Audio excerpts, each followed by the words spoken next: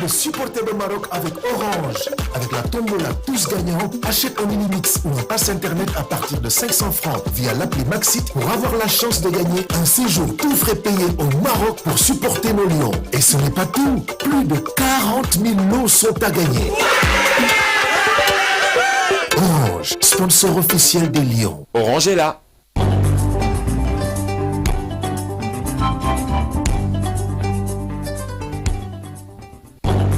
Un grand merci à Orange ci gunge bi suñu gan tey jilee Abdou Fouta Diakhoumpa la formateur ci école nationale d'administration monsieur Diakhoumpa ñu ngi lay nuyu di la ziar di la dalal jàmm. maa ngi leen di fay di nuyu ñëpp ñu ni seetaan di leen ñaanal jàmm ci àjjuma ji. merci beaucoup jërëjëf monsieur Diakhoumpa Chérif ñu bàyyi la nga tàmbali waxtaan bi. waaw waxtaan bi mooy bëgg dem président dafa signé benn décret boo xamante ni c'est relatif à l'organisation de la primature que Ousmane Sonko nekk le premier ministre coow li nag bëri na doyen Diakhoumpa ginnaaw bi mu génne dem sax am na ay députés yoo xam si ñu ngi ci doon attaqué ay médias yu service public muy Le Soleil ak RTS jàpp ni nan interpréter loi bi baaxul parce que jàppul ni dafa gën a dooleel le premier ministre noo gisee loolu déjà. waaw li ñuy jëkk a jàpp mooy président am na sañ-sañ organiser administration bi xam ne. bi mu faloo constitution moo ko ko jox wante nag nda di aussi sañ-sañ bu nekk da ngay xool ni ñu koy doxalee ndax boo jàngee décret bi da ngay xool ne dafa mel ni bu doon dañuy yokk doole primature ku wax primature wax premier ministre te yokk booba du loo xam ne dafay jógee ci présidence jëm ci primature da di loo xam ne dafay wàññi ci yeneen ministères yi jëm ci primature kon muy contraire bi ndax defe naa lan doon wax mooy président dafa doole ji dafa bari maanaam pouvoir yi ko constitution jox dafa bari ba léegi dañ ko war a wàññi tas ko feneen lan daa wax te loolu defe naa depuis assises yi doyen Amadou Matar Mbow jiite woon la ko nit ñi doon xelaat boo xoolee ci décret bi benn dina jur ay charge budgétaire yu bees yu bari ndax dafa amoon ñaari fànn ci mbirum yoru dëkk bi benn bi muy porte-parole du gouvernement beneen bi muy relation avec les assemblées xam ne dañ ko dugaloon ci ay biir ministère boobu fàttali ko ku mel ni Samba si yoroon na relation avec les institutions assemblée yi porte-parole aussi joxoon nañ ko fi beneen ministère léegi bu ñu ko jëlee nag def ko secrétariat d'État yóbbu ko biir primature kooku am cabinet c'est comme ministre bu ñu waxee dëgg secrétaire d'État ak ministre benn la nga jox ko cabinet bi ngi mel ni benn ministre bu bees bu nekk biir primature boo xoolee lanu yeneen yi nu sos mu bees dafay mel ni loo xam ne dañuy wàññi ci secrétariat général du gouvernement créer direction yu bees muy lan muy li donc yokkat nañu ay charge fenn ndax ñooñu ñëpp dañ leen a war a recruter nga xoolaat aussi ne dafa mel ni secrétaire général gouvernement bi doonatul simplement secrétaire général gouvernement yem fa ndax bu njëkk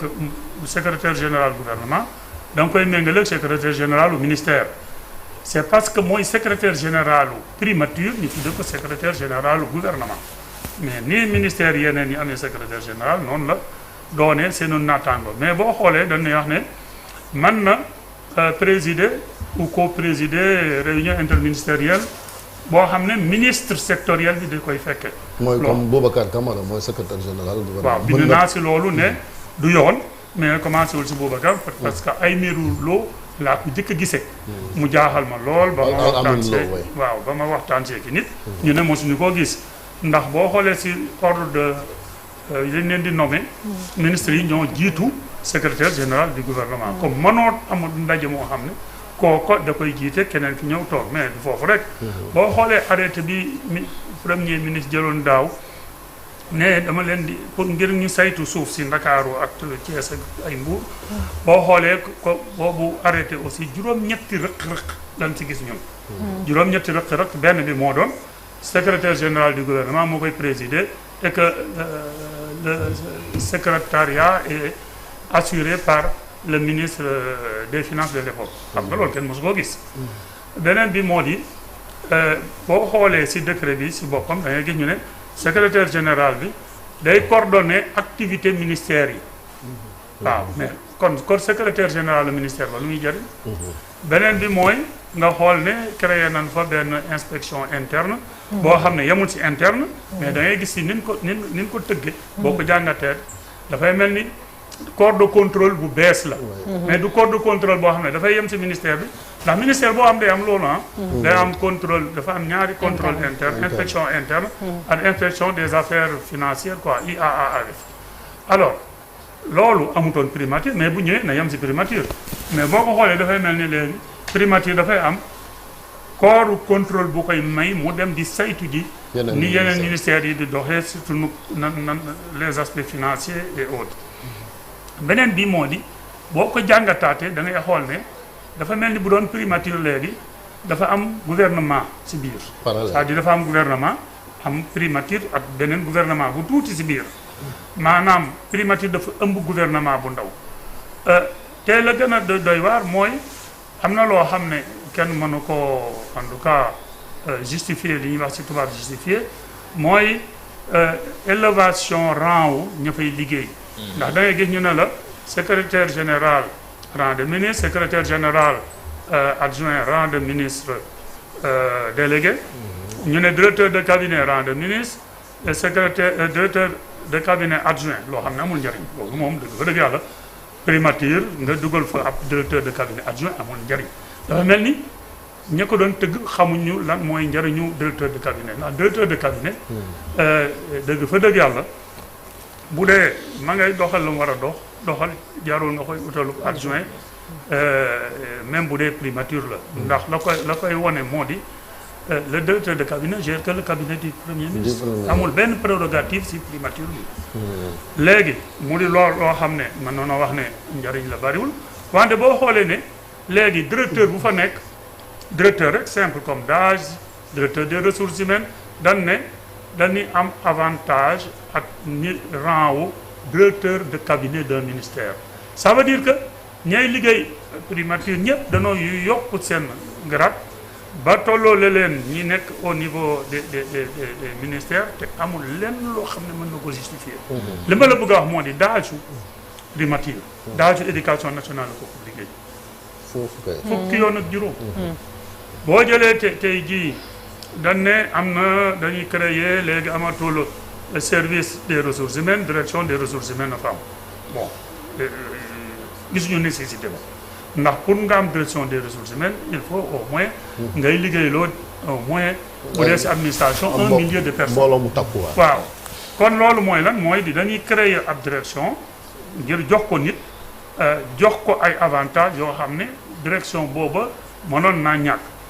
tey jii directeur des ressources humaines de la primature mais directeur des ressources humaines bu éducation nationale moo ko liggéey téeméeri gën yow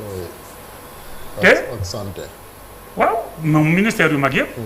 tey jii te boo jëlee ministère des finances aussi mën nañ ko see boole nga ne kooku kat bu ñëwee dafay am avantage yoo xam ne directeur de cabinet ministère de l'éducation ministère de la santé ministère des finances moom lay am loolu dafa xaw a doy waar ça veut dire que boo ko jàngatee fépp da ngay xam ne lii lu mënoon a ñàkk la te leneen li moo di dafa mel nii lan la Mamadou Lamine Loum ban ko nommé premier ministre waxoon mu ne ñu ne ko noo jàppee sa bopp en tant que premier ministre mu ne primum pares le premier parmi les pairs un premier ministre bu ñu ko xoolee ministre la mais c'est le premier de tous les ministres mais un premier ministre du leneen c'est-à-dire j'ai l'impression que ñun léegi au Sénégal premier ministre bi da di leneen lu dul ministre mais monsieur Diakhoumpa si ministre yeneen yi mais monsieur Diakhoumpa lii lépp xanaa kon waxtaanuñu ci càmbaruñ ci teg ci peut-être comme yu ñu mel ni yéen c'est ça ñu mën a xam ne comme ni nga koy waxee ni lii am na ci yu ci bëri yoo xam ne jarul woon ñu koy def dañ koo gaawantu wala dañ cee waxtaanul wala lan la xam nga man li ma jàpp mooy de wax naa ko fii ou bien si seen rajo bi RFM en tout cas moo di boo jàppee bu njëkk ministère bu nekk dafay am ñaar ba ñetti kàngam en tout cas lu mu bon benn kàngam boo xam ne day yàgg si ministère bi xam ministère bi xam cosaanu ministère bi ba pare xarañ loolu moo amatul man naa jàpp rek ma jox la lu mel ni ministère de la fonction publique ñi ko xam yëpp. am na ku fa nekk tudd Aliou Diouf. il est incontournable. bu leen neexee journaliste mën ngeen a laaj. c'est-à-dire kooku c'est la mémoire ensuite non seulement c'est la mémoire du ministre mais il est compétent. il est un jeune c'est-à-dire koo amul ku nekk Sénégal kuy wax mbirum fonction publique. te nanguloo ko ne de see xarañ. loolu moo amoon ci ministère yëpp. mais dafa mel ni loolu amatul ndax. tey jii boo xoolee léegi ñun ñi xam ne dañoo jàng li ñuy wax administration textes yi ñuy jël au niveau du gouvernement textes yi ñuy jël au niveau de la primature. mais da ngay wax ana ñooñu. ndax dafa mel ni nit ñi bu ñëwee ci nguur gu bees dañuy jël seen i xarit seen i ànd daw seen i moroom. mais boo jëlee yow bu dee ndaw nga yàggoo ci administration jël sa moroom mais sa moroom. tanewu la maanaam du la mën a xel mu ëpp maanaam doyen yi ñu waroon a am ci ministère yi am ko ci primature dafa mel ni doyen yooyu amatul ndax buñ fa amoon am na loo xam ne duñ ko mën a nangu mooy benn bi mooy secrétaire général du gouvernement même bu dee premier ministre da koo jox une délégation mu war a mën a présider ab réunion boo xam ne un ministre titulaire nga fa rafetul jaaduwul en tout cas bokkul ci li ñuy wax orthodoxie administrative orthodoxie gouvernementale. beneen bi mooy lan moo war a sabab maanaam lan mooy fondement ci tubaab nga war a mën a jël directeur bu nekk primature nga ne léegi dafa war a am rang ak avantage du directeur de cabinet lan la. c'est-à-dire il faut nga expliquer nit ñi ne le directeur d'âge primature directeur ressources humaines dafa war a am dayoo. dafa liggéeyam dafa toll ni foo xam ne. da ko war a jox leneen. lu ëpp li ñuy jox ñi xam ne ñoom ñooy ay naataangoom. maanaam daal te ëpp ko liggéey. su ñuy wax rationalisation des dépenses. loolu safaan bi la. mais xalaat ay charges yu bees loolu dama yaakaar ne ñun ñëpp en tout cas ku lire décret bi xam nga ne rationalisation amu fa li tax amu fa mooy tey jii créé nga benn ministère ñaari ministère sax ci biir primature ndax. boo xoolee SGG presque ministre la je veux dire si ni ñu ko tëggee ministère la secrétariat d'État bi mën na noonu wax ne ministère la ndax am na cabinet am ay conseillers et cetera beneen bi mooy léegi da ngay laaj ndax nit ñi ñi ngi ci administration ou bien leneen la boo xoolee décret bi dañ ne le premier ministre moom mooy tànn conseiller ya nekk SGG maanaam secrétariat général du gouvernement mais am conseiller collaborateur la. nit ki moo ko war a tànnal ki la wóolu ngay tànn. mais boo ko tànnalee yow boo ko tànnalee te du kooku moo méngoo ko bëgg-bëggam xoolal jafe-jafe moom am muy li ñuy wax ci tubaab incohérence maanaam tey jii daal boo ko jëlee da ngay gis ne si niñ ko tëggee tontoowul c'est-à-dire c'est pas une réponse à ce qu'on appelle une exigence organisationnelle ou organique mais c'est comme bu doon lu ko tëggal nit c'est-à-dire nit ki dayoom la ñu jox ko loo xam ne dañoo yaakaar ne dayoom la mais nag tubaab dafay wax ne qui trop embrasse mal détruit maanaam boo ëmbee lu bari yorin wa du yomb quoi du bari dina wadd te loolu moom mooy li ñu gis fi mu nekk mais yaa ngi wax expérience aussi xam nga état bi am na li naan BOM bureau organisation méthode moom est-ce que du waroon koo gënoon a xaar ci yu mel nii mu dimbale ci état bi ba jafe-jafe yi du am mais xam nga ñooñu ñu ngi fi ba tey te ñu xarit ña fa nekk ndax bi ma bindee bi président yokkee indemnité ñi liggéey ci mairie yi dama bind man ne oui baax na mu yokk ko mais na wax fu koom ba di jóge parce que yow mënoo yokkali charge collectivité locale yi te transféré woo leen loolu kenn ko def alors am ko liir koo xam ne ñooy toog mu ne ma yónnee naa ko waa BOM ndax ñoom dañoo am benn association ancienne de BOM ma ne ko mais luñ si wax ñu ne la nga xelaat ñooñu ñi ngi fi non seulement BOM maanaam ñu tuddee BOM ñi ngi fi mais ña fa nekkoon ñi ngi fi te ñooñu ñoo xam ne ñi ngi fi woon si Abdou Diouf ñoo xam ne xarañ lañu mais problème bi mooy est-ce que nit ñi aussi ñay liggéey bu dee lii la kilifa gi bëgg mën nañ koo wax ne lii jaarul yoon parce que loolu aussi xam nga souvent nit ki du am fit ba taxawaay bu mat boo xam ne dina ko jaral mu ne ko lii doogu xoolal tey jii boo xoolee dafa am foofa benn structure boo xam ne dafay suivre les politiques pour l'agenda Sénégal 2050 et autres. boo xoolee am na ñaari collègues yuy def plus ou moins la même chose mais Aymérou Lo je crois c'est Al Amin Lo Al Amin excusez-moi Al Amin Lo la muy def présidence mais presque loolu moo am primature maanaam loolu boo xoolee chevauchement yooyu da ngay wax mais ana ñi def organisation méthode ak leneen dafa am loo xam ne képp ku jàng administration jàngal nan la ko ndax da ngay def management public mooy li ñuy wax délégation technique la déconcentration technique décentralisation technique primature dafa waroon a doon kuréel goo xam ne day souple mais liñ koy yenn lépp day tax mu diis te primature ñeenti mbir gépp mooy yëfam moo di coordination l'action gouvernementale contrôle directive yi muy joxe ba pare mu évaluer ak surtout arbitrage mais yow loola bu dee si moom lan lay dénk si mbirum nguur nga jël lu toll ni structure yu bari yooyu dajale ko dama yaakaar ne loolu dina gën a indi coono boo xam ne day indi c'est ça est-ce que méngoowul ak kàddu yi nga xam ne moom le président waxoon ni qu'il veut un premier ministre super fort waaw mais xam nga premier ministre super fort ak primature bu diis bokkul waaw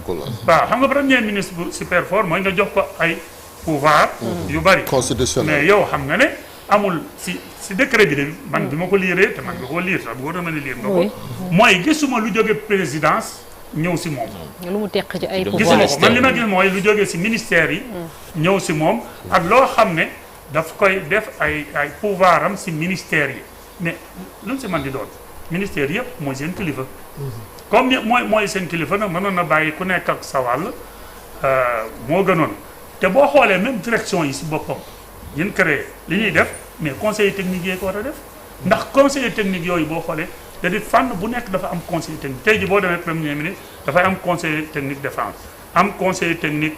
affaire agriculture am ko si affaire sociale maanaam travail emploi noonu la koy amee ñooñu waroon nanoo doy mais tey jii boo jëlee mu amaat si biir ay direction yoo xam ne dañuy def leneen ensuite direction yoo xam ne dañuy weesu primature pour mën a dem ba si au niveau des ministères mais loolu dafay jaaxal nit ñi tey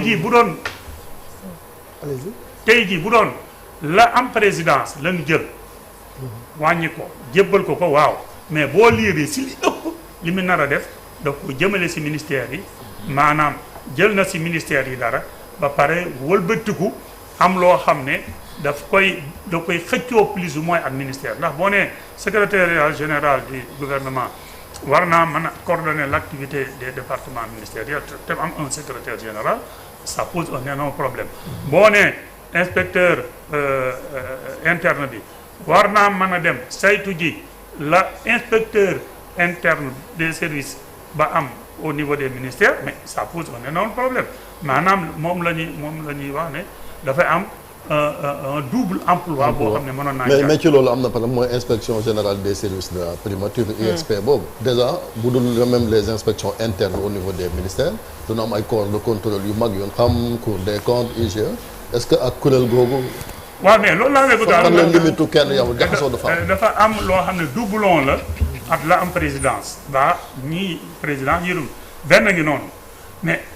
mooy suivi des politiques publiques boobu am na présidence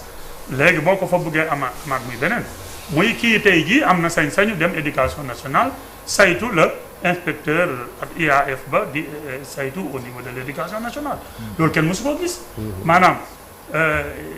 mu am si ministère yi nga bëgg koo def foofa comme bu doon da nga koy centraliser bu doon sax tey dañ ne ministère yi amatu leen ko primature ko moom ñu ne ndax mais primature am ko ministère yi am ko dafa mel ni bu doon léegi primature dafa am corps de contrôle am yoo xam ne dafay mën a contrôler ministères yi te bon on verra est-ce que si fi duñ wax ne même à partir de leur rapport on peut saisir le parquet comme ni ñu ko mën a defee au niveau des autres corps de contrôle qui dépendent de la présidence de la léegi lan mooy conséquence bu njëkk bi njeexital bu njëkk bi ci voilà doublon yooyu noonu. mais doublon yi mooy dysfonctionnement li tubaab di wax dysfonctionnement. ak njeexital beneen bi mooy en tout cas aussi si koomu réew mi da si am njeexital ndax dëgg fa dëgg yàlla bu kii di def lii kii di def lii muy même chose dafay am maanaam loo xam ne day ay dépenses inutiles la te dégg naa conseil des ministres bi weesu ou bien bi si ginnaaw ñu ne léegi dañoo bëgg a rationaliser fonctionnement administration bi maanaam primature enfin ministères yi pour xool dindi doublon yi mais doublon yi nga bëgg a dindi mais am na primature à l'heure actuelle kon lan sa mën a wax moo di mënoon na ñàkk di am mënoon na ñàkk beneen bi fan ko doon xaar yi amu fa mooy jël si dara si président jox primature ñetteel bi mooy augmentation ba mu nar a am si budget primature mënoon naa ñàkk ndax boo xoolee avantage yi nii ñuy joxe ñetteel bi mooy am na si yoo xam ne doublon la sa biir ministère ba si biir primature bi wax naa ko léegi maanaam boo ko doon tënk daal am na juróom ñetti rëq-rëq yoo xam ne décret bi indi na ko te kenn du ko gisal benn njëriñ. bëgg un premier ministre super fort ci Sénégal mi nga xam ne noonu la tëddoo avec un régime présidentiel fort constitutionnellement et puis institutionnellement est-ce que c'est possible ñu am ko ci contexte bi nga xam ne moom lañu nekk sans pour autant toucher à la constitution. xam nga dama am sama benn xarit dafa ne réforme warta viser nit dafa war a viser structure te dafa war a impersonnel doon loo xam ne day wéy ba faawu te di li njariñ loolu la sama xarit bi di wax man nangul ko ñun ñëpp bu nu liiree dafay mel ni bu doon réforme yi ñuy def mu jëmale ko primature c'est taillé si personnalité ka fa nekk ndax dayoom si wàllu politique moom tax ñu koy nit moo tax ñu bëgg ko tëggee noonu. moom mu bëgg ko tëggee noonu ma ne ni ma gisee mbir mi di dem ne dañoo waroon a am courage retourner à la vice-présidence parce que amoon na si constitution bi. vice-président. defe naa bu nu amoon vice-président fi mu nekk jébbal ko moo gën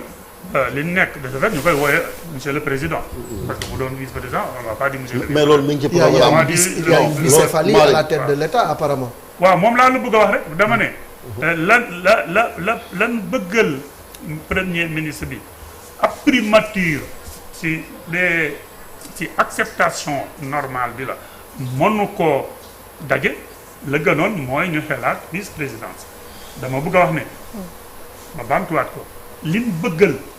premier ministre ab primature mënu koo dajal mënu koo matal kon donc lan waroon a def mooy créer un poste de vice président de ce fait ñun di ko woowee monsieur le président ndax ab primature si boppam boo xoolee wax naa ko léegi mu di contrôle di coordination di évaluation arbitrage da ngaa war a souplesse lañ siy laaj mais pas diisaay mais boo ñëwee yokku ko ay service ki direction surcharge boobu day tax dootu am souplesse mooy lan moo di premier ministre dina xëy ba ngoon jot du def lu dul des tâches purement administratives alors que loolu doonu toon wareefam di signé parapheur rek loolu doonu toon wareefam moo doon coordination ensuite politique publique yi xam ne tënk na ko moom président mu xool nan lañ koy doxale mais yaakaar naa ne dootul am googu jot bu dee nii lay doxale on va juste rappeler que poste vice-président bokkoon na ci promesse su campagne candidat Diomaye mooy Diomaye président dañ ne woon dañuy créer président vice-président mais loolu dafa laaj révision constitution te président vice-président moom lañ war a falandoo ak président ci élection non xam nga boo fàttalikoo bu Ablaye Wade amoon na fi bu leen fàttalikoo sa référendum la doo ko junjoon mais après duñ ko retiré waaw moom la dama ne booba présidentiel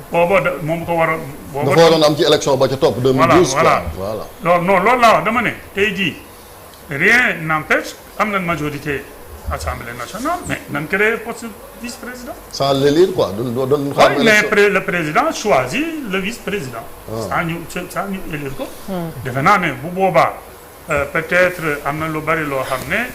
dina mën a régler problème à l'heure actuelle mais nag primature bi ñu gis daal kenn mësu ko gis ndax beneen bi waxuma sax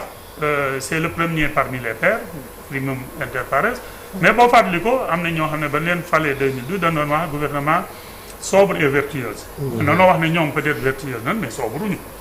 ana sobriété bi boo buggee tey jii à la primature mu am l'équivalent au moins de autant de directeurs de cabinet qui existent au niveau des départements ministériels boo wañoon xayma bi muy di nga am lu ñu toll primature te lenn wone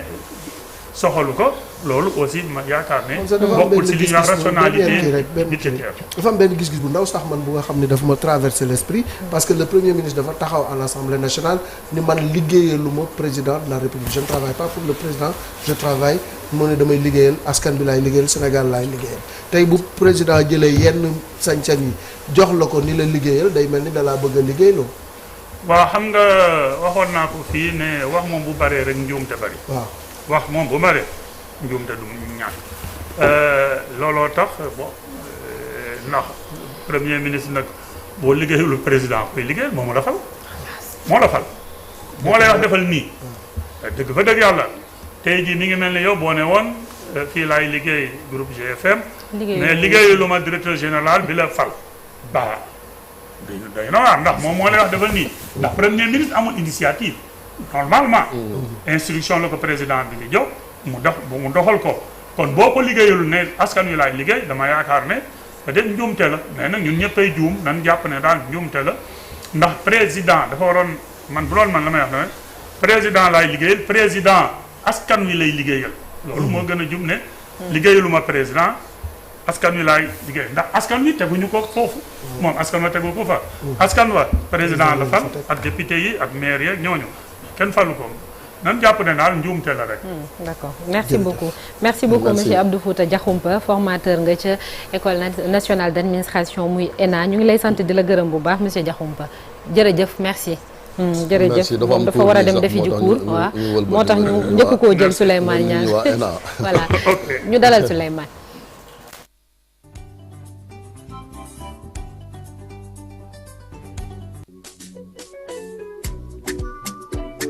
Maman, on prépare quoi? Dans la cuisine, il n'y a que des condiments et des corned-beef salade. Allons-y que je te montre un secret. Tu vois, avec les corned-beef salade, tu peux préparer différents plats. Il y a le bœuf, il y a le poulet. Depuis que les corned-beef existent, le vrai vient d'arriver. Corned-beef salade est meilleur et a plus de goût. Préparé dans des conditions d'hygiène optimales, c'est halal, bien cuisiné et bien assaisonné. C'est pourquoi c'est très facile à utiliser. Tu as l'embarras du goût. Là, on va faire des pâtes. Avec les corned-beef salade, on cuisine tout ce que l'on veut. De petits plats ou un bon dîner pour la famille. Corned-beef salade, il n'y a pas son égal. Tandis quoi? Préparer assez, un bon plat, doux et savoureux, et il n'y a que corned-beef salade pour ça. Et ça ne coûte pas cher. Ah maman, papa sera encore plus content. Et Salah, le meilleur de tous les corned-beef.